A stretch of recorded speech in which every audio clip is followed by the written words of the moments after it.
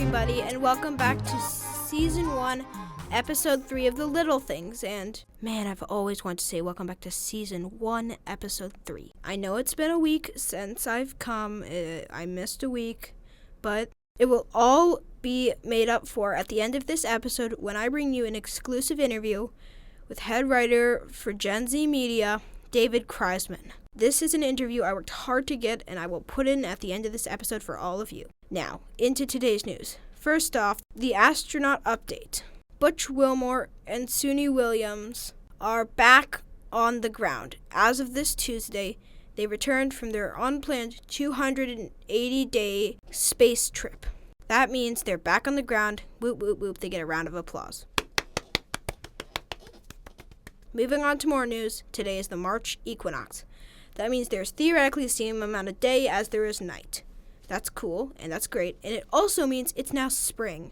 Ding-a-ling-a-ling, ling-ling-ling, time for spring. Hey!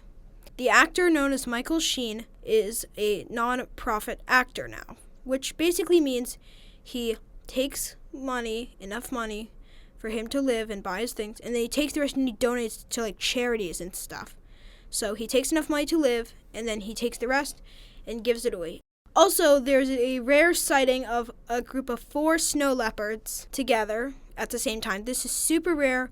This footage has been remarkable. That isn't seen very often. Snow leopards tend to keep to themselves, and this is amazing. So yeah, that's all the news I have for you today. And remember, it's the little things that brighten your day. And now for our exclusive interview with David Kreisman. What was the first podcast you did? The first podcast we did was called The Unexplainable Disappearance of Mars Patel. Yeah, I love that one. And we really kind of learned as we were making it. So you have been doing this for 30 years, am I correct? No, I've been writing for TV and for 30 years, but podcasts for less than 10.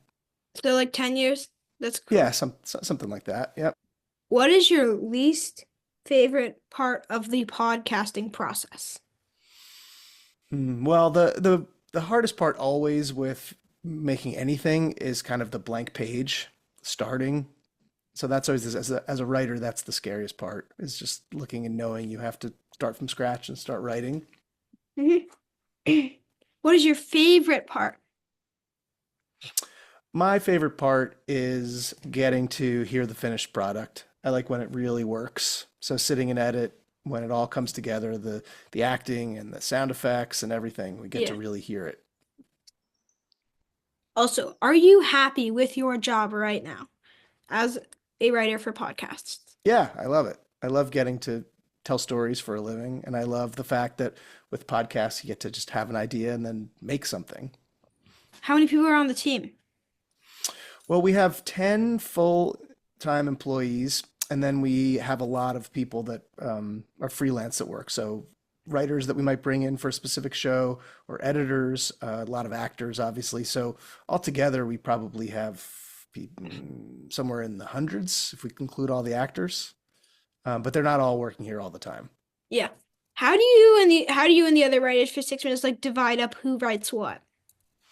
So there's one other story writer named Tom. 2 of us talk over the big story, and then generally we will either he or I will write outlines, and then I'll do kind of a final edit on the outlines, and then those go to 2 script writers named Nidhi and Marla. They will write a draft of the script, and then I do a final edit on all the scripts. Okay, this is completely off topic, but okay.